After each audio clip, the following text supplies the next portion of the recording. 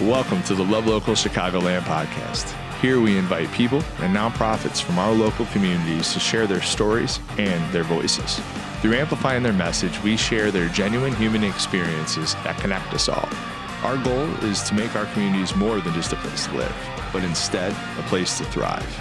Tune in to hear what makes our community so special right here on the Love Local Chicagoland podcast. Hey, what's going on, friends? Welcome back to another episode of the Love Local Chicagoland podcast. Today, my friends, we're going to be talking about mental health in our communities. We're talking with some mental health experts with Bridge Youth and Family Services. My friends, the Bridge is guiding youth and strengthening families here in our local community. And from getting to know them over the last 3 or 4 years, I've seen them continue to evolve, which has already been a long-standing nonprofit doing good work in our community. They're doubling down, I feel like, now in order to be able to help and serve the need that is there in our community when it comes to mental health and families and youth. So enough of me talking. Today we're going to be talking with Susana and Destiny from Bridge Youth and Family Services just about mental health. We're going to talk about what it looks like in our communities, and we're going to talk about how us as community members can help shape a better tomorrow. So enough of me talking. Let me introduce the ladies. Welcome to the show. Yeah. Welcome. Thank you. So I would love to, it's so nice to have you here. I feel like Destiny, we're just getting to know each other, but Susana, we've known each other for probably 4 years-ish now. I feel like it's all blended together. It's been a while. It's COVID years. It's all different, right? But we've known each other for a little bit, but we'll dive into the Bridge. But I would love just to start off by just you two introducing yourself and just a little bit of a brief history of your experience with Bridge and maybe a little bit beforehand if you think it's needed for this conversation. So I'll start with you, Destiny. My name's Destiny Salazar. I've been with the Bridge for about 2 years now. I started off as a crisis counselor, just kind of working 24/7 with kiddos who are in need of immediate attention. And then I moved into more of the community outreach and volunteer management, really getting out there, doing things like this, and speaking on mental health and what we're doing to improve our community. Beautiful. How long have you been in this role? About a year now. I've done on and off different, community service things and been to outreach events as well. Beautiful. Well, that's awesome. Outreach, I feel like, is with COVID, it was all different. So I feel like that's all coming back to life in new and found ways for us to be able to grow in community. So that's beautiful. So how about you, Susana? Yeah, so my name is Susana Shymanik. I'm the clinical director at the Bridge. I was at the Bridge from 2014 to 2017 as a bilingual clinician, doing direct work with youth and adolescents, children, and families. And I left for a bit, and then I came back as clinical director, overseeing all programming at the Bridge now. Beautiful. You couldn't get enough, right? I couldn't. You had to come back. So I did. That's beautiful. Yes. It was one of our first videos we ever did as a media company. It was with you, and you were in that video. Remember. So we go way back. Yes. And we're super grateful for that, and obviously grateful for this as well as we both continue our evolution of serving our community. So thanks for the brief overview of you both. Tell us a little bit about what Bridge does and how do they serve the community. So the Bridge is a mental health agency specifically for children, teens, and their families. So we serve our kiddos from 0 to 18, and then once they're in our program, they can stay till they're 21 years old. And we also have a family stabilization piece to us that serves 11 to 17-year-olds. And that's really your immediate crisis, your on-call 24/7, that's able to help in those immediate need situations. Okay. It's crazy, you sit here as a community member, as a neighbor, and you don't always know that these types of programs are in our communities, right? Especially if you're not a person that's in need of them. You've been blessed in other ways that those services are here. So that's good. It's good to know. When we talk about the helping families, helping kids, and living their best lives by overcoming mental health. What's around your office, like Bridge Youth and Family Services? What's the why? What's getting you all up in the morning to be able to serve the community in this way? Yeah, I mean, I think it's just emotional wellness for everyone. If we look back at how COVID was so detrimental to the mental health of everyone, not just children, adolescents, but adults too. A lot of us, were in our isolations and we weren't socializing. And so I think that definitely has impacted our children. And I think that's our why. We just want everybody to be emotionally well. And I think after post-COVID, there was a big uptake in mental health services. I think the stigma was reduced a bit, but now the need is so high. And so we're definitely trying and doing our best to meet those needs. But, our why is just the wellness of everyone. Yeah, it's beautiful. COVID, it shaped a lot of and made the world become really transparent all of a sudden, right? So to see, us kind of come out of this, but understanding a lot of I struggled through COVID. I know many people that have the need for community, and the need for people that are you're not doing life alone. It sucks doing it alone. Let's be real. So having a community or having an organization like yourselves that can help people not do it alone. To me, I think we need more of that type of talk within our community to help shape our communities for a better tomorrow. Because these kids that are going to school, and if their parents are working 2 to 3 jobs, they're not taking care of their mental well-being, that passes on to the kid, right? It's not anything bad and anything towards the parents. It's just we all go through a different journey, right? And some of our journeys are more struggles than others, but it's hard.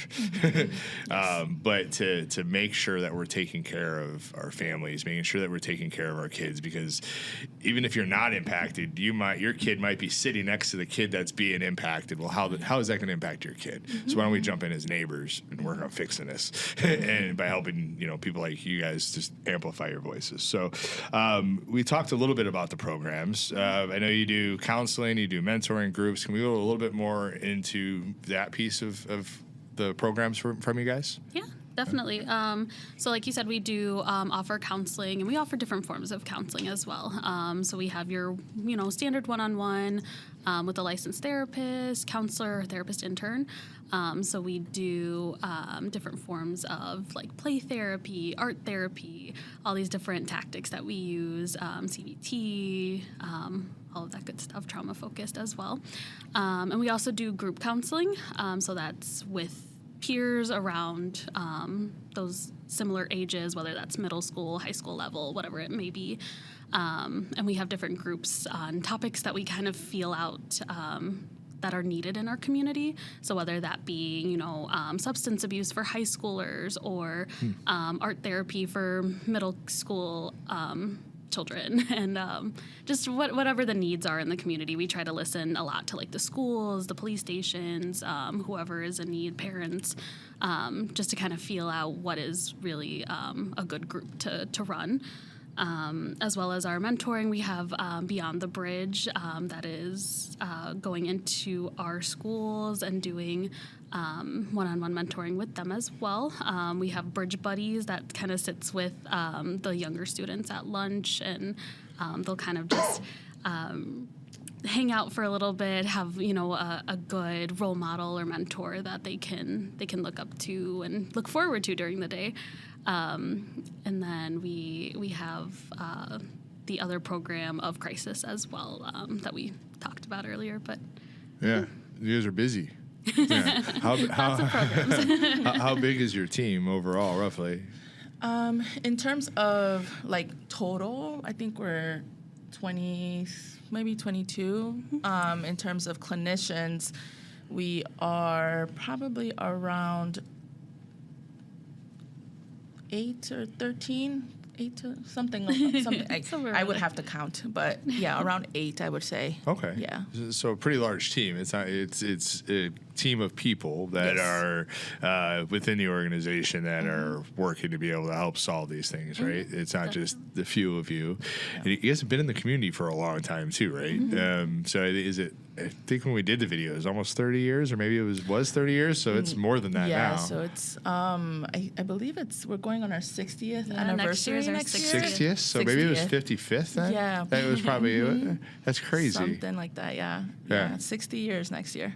Yeah, that's pretty amazing. And so the evolution, like your programs and stuff like that, you talked about you understand what your programs need by talking to people within the community. So one thing that I think sparked my interest was you talked about like, oh, we work with policemen, we work with fire departments, we work with schools. Talk about that collaboration piece and why that's so important in order to make sure that you serve the community the best way you can.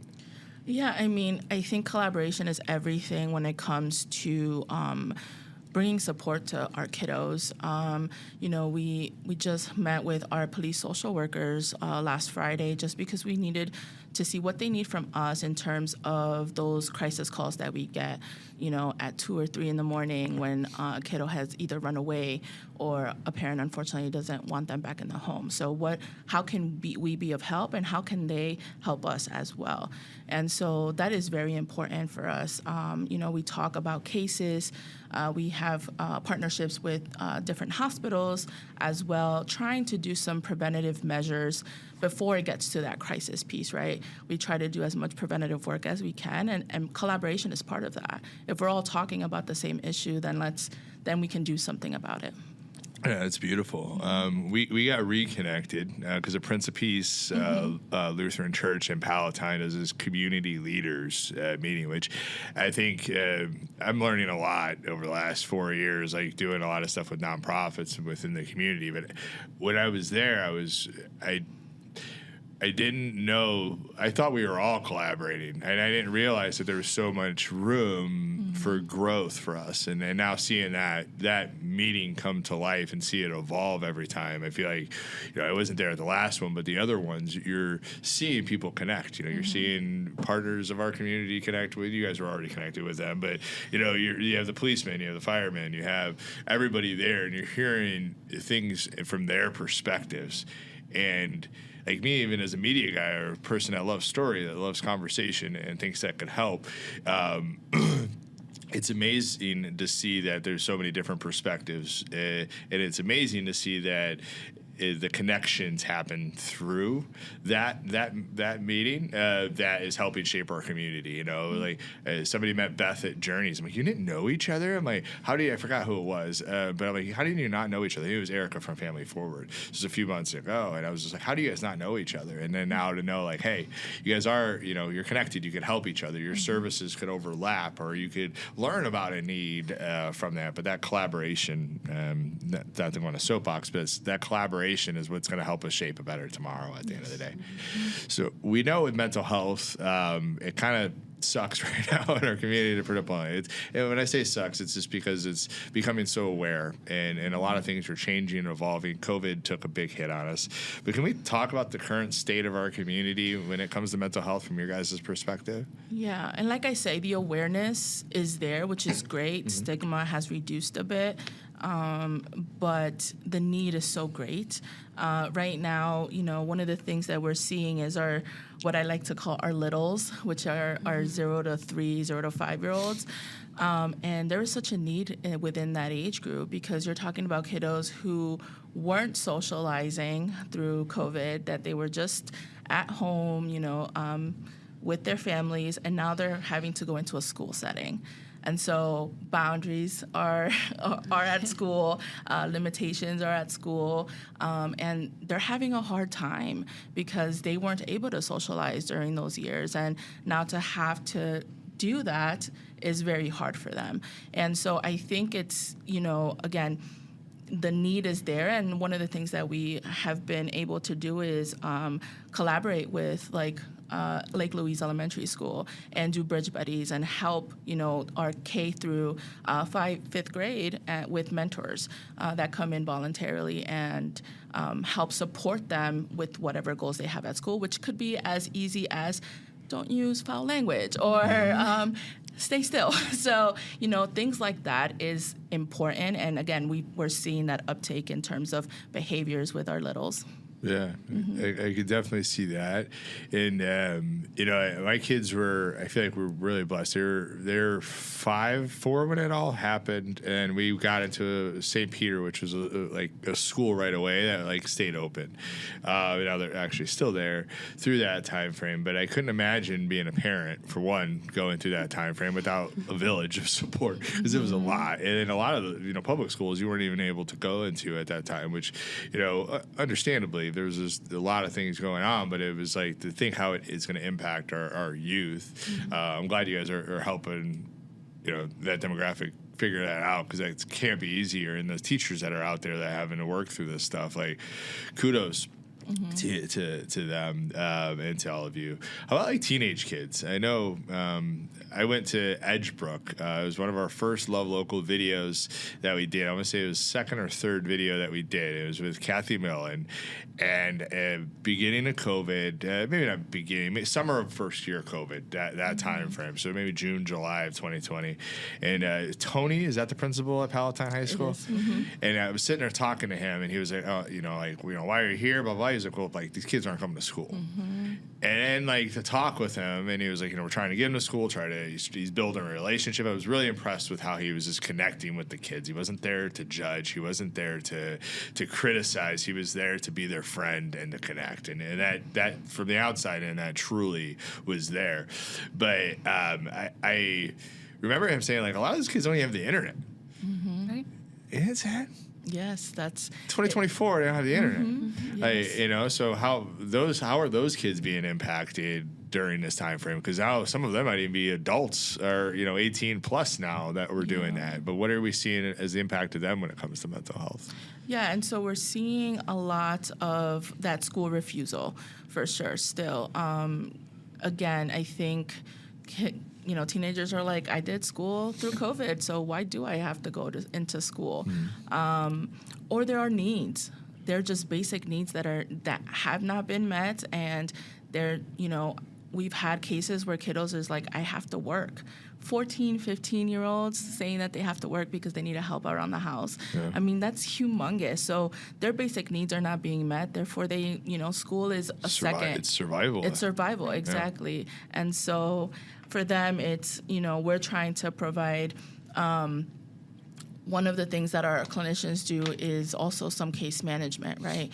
One of the things I tell them is you can't have a family sit there and do therapy work when they don't have food on their table or when they can't get health care. And so one of the things that we try to do is manage that. How can we get them, food stamps or, the food pantry, which, we have a humongous food pantry in Palatine. And get numerous those ones, yeah. Yes, numerous ones, exactly. And so how can we do that and get those needs met before we even start talking about what they're going through in therapy at home? So yeah, if I was talking with Erica from Family Forward of this, if your basic needs aren't met, it's really hard to do anything else, and then you're because it's survival at the end of the day, So I think of some of these families, and I think about that time frame, or just period. Being a parent is hard, but there's so many. There's a lot of single parent households that are out there too, right? Yes. So are we seeing those families impacted by these same things as well? Because I could see some of these neighborhoods, moms working 2 jobs maybe, just to get by. Yes. That's why that kid's got to work. Yep. Because mom's just doing the best she can. Mom's got a heart of gold, but she could only do so much when everything is inflating around her, and her job pay isn't much, but that's hard, right? And you talk about, some of the barriers. That is a barrier in terms of the mental health. How can they focus on their own mental health when they still have to put food on their table? And so we try to do this family work, or they want to do the family work, but how can they when they're working 8 a.m. to 8 p.m. every day? In my experience, I grew up poor. My experience is when you're struggling that hard, you don't really want to. You're full of a lot of emotions, and shame is one of them. And it's part of us as human nature. But my goal for people is to work through that, and hopefully to find faith or whatever that is for you to be able to work through it. But it's hard if you can't.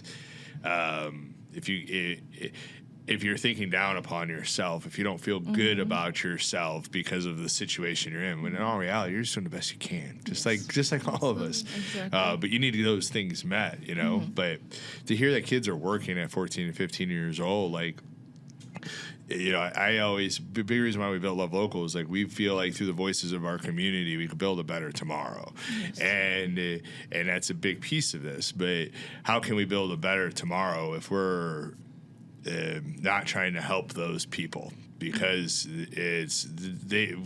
each of us have had a journey. Sometimes those people's journeys are tougher or harder, and sometimes you don't know which decisions to make, so you make the wrong ones, and that's just a part of life, right? All of us do it, but when you're working 2 jobs and you're just trying to get by, that's your basic need is survival, and to show signs of weakness, which could come from mental health, right? That's not always at the forefront, right? And then you talk about, you know, because culture also has something to do with it as well. Yeah. You know, and generational, right? and generational, Yeah. 100%. So I think one of the things that happens is, you know, parents are like, well, I'm providing for my kid. Their needs are being met. I'm putting food on their table. I'm putting a roof over their head. You know, they're good. They're set.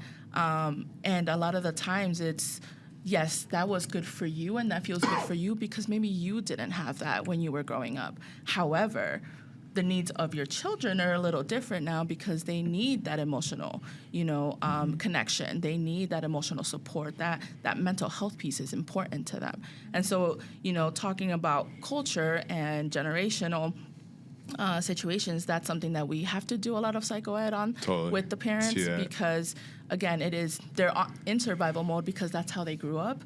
And, you know, just because they grew up like that doesn't mean it's going to keep going. And so the needs of the children are a bit different as well now. Totally. The world's changed, you know. I look at you know, my family in previous generations, and you just don't talk about mental health. You just toughen up and you get through it.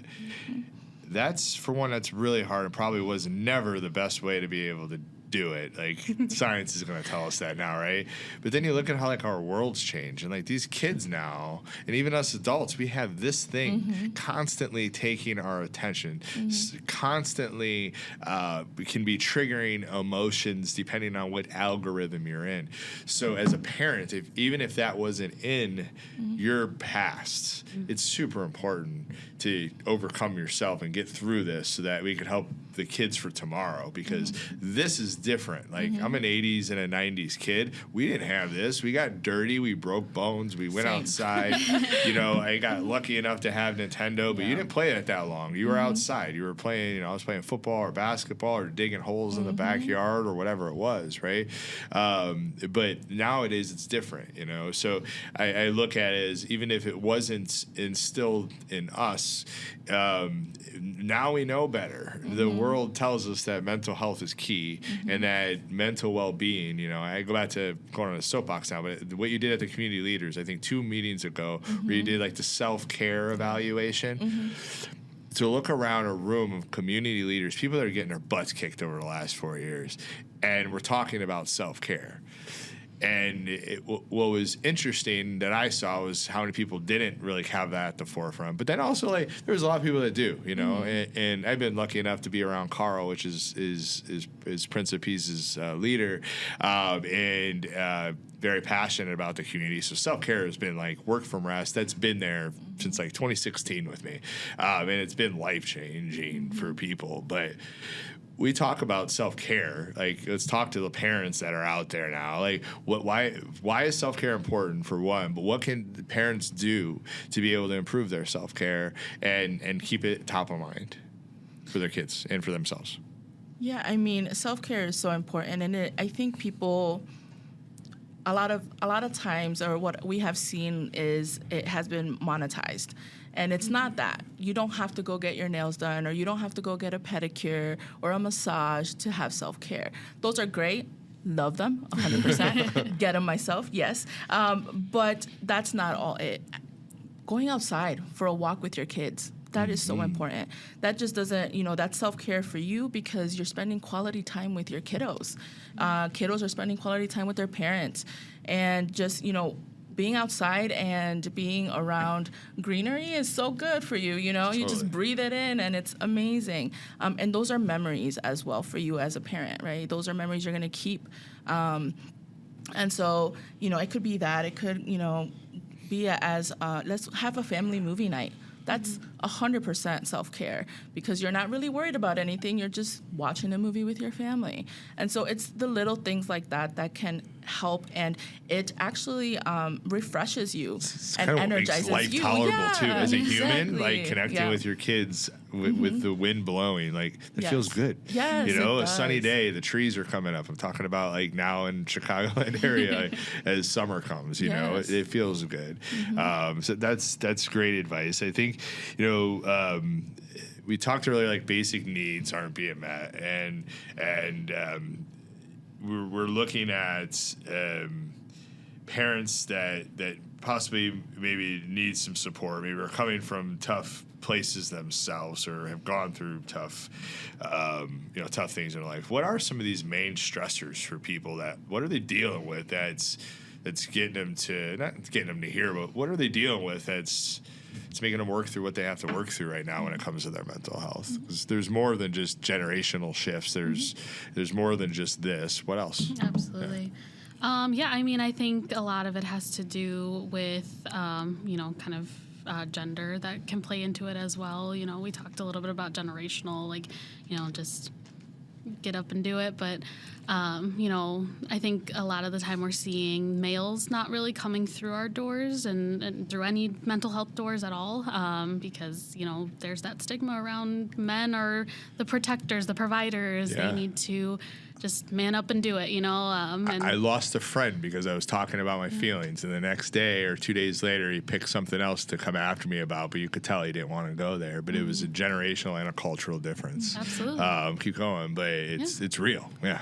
Absolutely, yeah. And, you know, it also comes with, you know, I think we both grew up in, you know, Hispanic households, and it makes a huge difference to see, you know, I talk to my mom all the time, you know, like this would be a great thing to sit down in therapy and talk about when she's talking, you know, to me or to my niece. And, you know, it's a huge piece that comes with it as well. And then I think, you know, another thing that we've seen a lot is transportation as well. We've had a lot of barriers with, you know, getting clients to be able to come in because mom's working, or, you know, we've seen that they live on the other side of Palatine, so they can't make it into our main location. And, you know, we've been lucky enough to open up some new spaces in, you know, different areas of Palatine and different areas. You're in the POC building now, Yes. right? Over off of Rand Road now too? Okay, cool. Beautiful. And then we talked during our prep call, we talked about like the uptick of that is the need. And then in addition to that, and we even talked to Nona here, there's Medicaid has changed a little bit so that more people could get mental health support, correct? What should people know about that? Because sometimes people might not know about that. What should people know? Yeah, so Medicaid has been huge for us. So prior to us being able to do Medicaid, we were only doing self-pay clients. And so that was a bit of a barrier because, again, not everybody can afford to pay for therapy. And so putting Medicaid on has been a huge difference and a good thing for our community. We take all types of Medicaid, so all managed care organizations. And you know, I think that's why we have been getting a lot of calls and have been busy because, again, that I think most of our community, those that come and see us, are Medicaid. So, Yeah. I could see that being a support. It's sad to know that wasn't there before. yeah.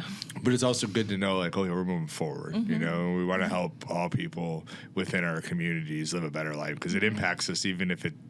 You don't think it does? It 100% does. Yeah, in one way or another, that 6 degrees of separation will impact you. We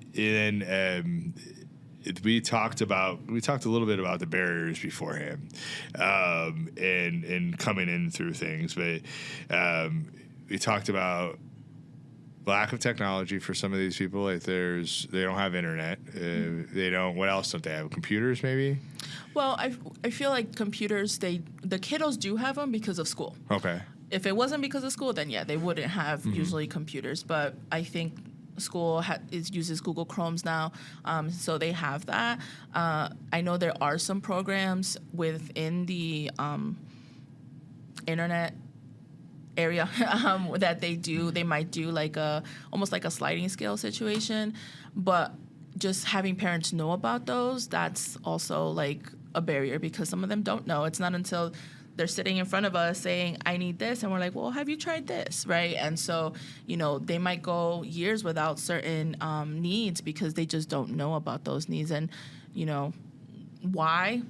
Unsure as to why they don't know about those needs, but they don't. And so when they are in front of us, that's where we help. All right, beautiful. I feel like you're able to have a solution because of your connections, because of your experiences. You have solutions to be able to help people in need through that. I can't go back to like the biggest hurdles we talked about there, which is what was the lack of technology, but the man up. It's kind of put these into buckets together, but man up and move past it. That was such a big piece of our previous generations. And also, it still is there, but it's there also culturally. It's, you don't talk about your feelings, especially if you're a man. I think for me, I will stand up for that. I think because I understand the power of it, because I've struggled through it. But what do you guys, when somebody's that man up and move past it type mentality? Why do you think people like? What should our focus be as a society to get past, like leave that in the past and go forward, and to be able to build a better tomorrow, in your guys' opinion? Well, it's not necessarily leaving it in the past. It's more of, yes, moving forward. Moving forward, better terminology for sure. But we cannot, I think a lot of times people try to suppress everything that they've been through, and that's where we see their mental health decline, because you can suppress until so much. Something's going to trigger you. Life gets heavy. Life gets really heavy. Yeah. The more you carry, the heavier life gets. Exactly. That's why it's so important to deal with crap. Right. And why do that alone? Yes. That's a huge question. Why do that alone when you can have a support system around you and help you carry that? And so I think that's huge, because, and that's one of the things we've told our families, like, you don't do this alone, and you shouldn't have to do this alone. And moving forward means it's different than just let me bury it, never think about it, never talk about it, and just keep going. And in that mentality, you're gonna get up to so far until something triggers you and everything sort of explodes. Not literally, but it can though. Especially like I look at just my own experiences, and when things are so heavy because you haven't dealt with them, and then like a really strong emotion like grief comes involved because you lose somebody. Holy crap, does it get really heavy then? Because now all of a sudden you have grief to deal with, and grief doesn't just come because of loss of a human. It could come from a loss of a job, a loss of what you thought a life could be, a loss of anything, right? But grief is, oh my God. Yeah, and really you saw tough. Grief during 2020 when COVID happened, because you weren't able to have communication with your friends. You were working remote. If you could, you couldn't see or talk to your families otherwise, via Zoom, but, that physical touch wasn't there. Again, you lost a lot during that time, and that was all grief. That was such a big grieving period for everybody during. So, grief doesn't just happen when you lose someone or a pet. It happens when you lose, like you said, a job, anything. Yeah, so. A friend. It could be tons of different things. Friendships for sure. Yeah, definitely that. So, being in communities is key, right? So, I look at that, and I look at like you all building a community around what you're doing. Think before we kind of dive too much into that, I really want to come back to a question. Like, I'm looking at it like as a parent. And I'd love your advice. If you're a parent that is struggling, and maybe you're in this generational or cultural change, and you're trying to grow or evolve, you got a kid, and you want to make sure your kid's stable and feeling good, what are some questions that you could ask your kids to see how they're doing? Yeah. I've actually talked to parents about this all the time because I think effective communication is so key here, and listening. And so it's asking those open-ended questions. It's very easy for a parent to say, hey, how was your day? Good. Okay, good. I'm done. That was the end of the conversation. And Good talk, Mom. that was it. But it's more of like, what did you like today about school? That's a totally different, because they can't just say, they can say math class, but then you can go and say, well, what about math class was very good, right? So it's having those open-ended questions for your kiddo. If you're seeing, I think nonverbals are huge with kids. They might say everything was good, but they're, slouched, looking down all the time. That says a lot. They're not good. So how can you approach your kid and say, you're telling me that you're good, but your nonverbals, the way you're walking, the way you're saying it, isn't telling me that. So what's going on? And so again, that question alone, what's going on today, or what happened today, is huge for parents. Yeah, beautiful. It's really good advice. Now, let's look internally for the parents, because shame is a real crappy feeling for us as humans, and sometimes when life isn't going well, that shame feels really heavy. So if you're a parent that knows that they need to get better but is really struggling with shame and all the other crazy bad emotions that we could get as humans, I don't want to say bad, real emotions that we could get as humans, what would you give that parent to what advice would you give that parent to work through that, to take a step towards working through that so they could be better for themselves and for their kids? Yeah. Well, I think it's important to know that having an army behind you is the best thing. And so opening it up to someone, it doesn't have to be a therapist at first. And again, I understand the concept. Why am I going to go to a stranger to talk about my problems? I 100% get it. But these professionals are there for a reason, right? And so maybe you're first talking to a friend, and then that friend might be more in tune with mental health, and then they can help you get the resources that you need. Yeah. But you need an army. You need support. And it doesn't have to be, 5, 6 people. 1 or 2 people that you're talking to constantly about, and not constantly, but talking about your problems and seeing how they can, and they're like, well, you know what? This is a lot. Let's go to someplace, right? I think that's important. And I know shame is huge. It comes from within, but there's honestly nothing to be ashamed about, because, again, trying to be a parent with, a 2-parent household is hard enough. Imagine being single. I mean, that is. I would go down applaud swinging. Those parents I would so go down much. swinging. So it's nothing to be shameful about, and I think that's something that needs to be really embedded in them. It is nothing to be shameful about. Actually, I think many of us applaud you because you're doing it by yourself. Totally.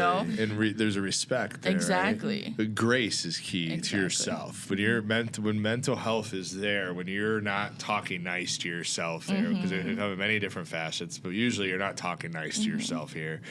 Give yourself grace. That would be my thought process. And if you're not ready to talk to somebody yet, I would also say, I've watched influencers that are helping me almost reshape my mind a little bit. I used to believe that, or but now you're hearing people with a positive outlook that have done different things, and you're maybe I could learn and I could grow too. Because sometimes when you're coming from shame, it's a journey. Yes. So grace is key, but also to meet where you're at, but just start, right? Yes. With the goal of end of the day, find your community. I think what you guys do is I think is great. You have a community around you that wants to help make a better tomorrow by helping families, improve their mental health and the mental health of our parents and our children. So I think that's so huge.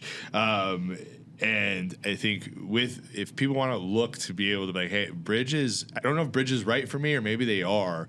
What should be their first step? Where can they reach out to you guys at? Yeah, definitely. I mean, we have our website that has a plethora of information on it in terms of, getting help for, your child or your teen, or, just some community resources as well, just making sure that we have, as much information as we can.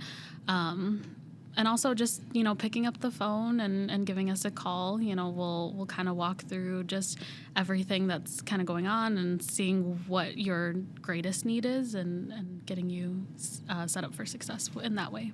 Beautiful. What if you're a person that's maybe good or has overcome and is now good but wants to help? Do you guys work with volunteers as well with what you do? Yes, we do. That was very, we definitely need volunteers, and our volunteer manager can definitely talk more about that. Yes, we always are looking for volunteers. She jumped out of her seat there.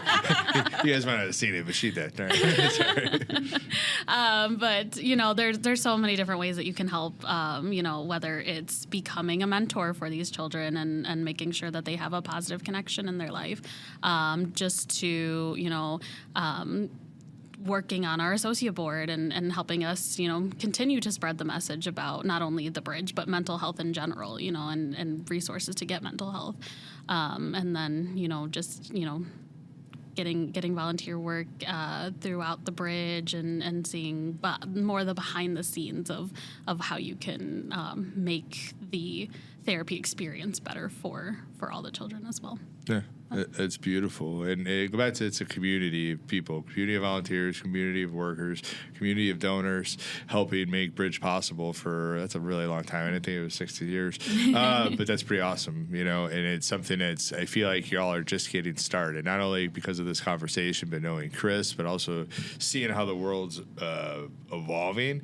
We truly need this in our communities. We need it at a higher scale than we even have it right now in order to help our community heal and grow. So where can people follow you? They can visit your website. And is there anywhere else they could go to be able to view the bridge? Yep, we are on all socials, so Facebook, Instagram. We have a TikTok for the kids and parents. Is Susana going like this? Maybe one day we'll get her to do a little. We'll talk to Nick. We'll make sure.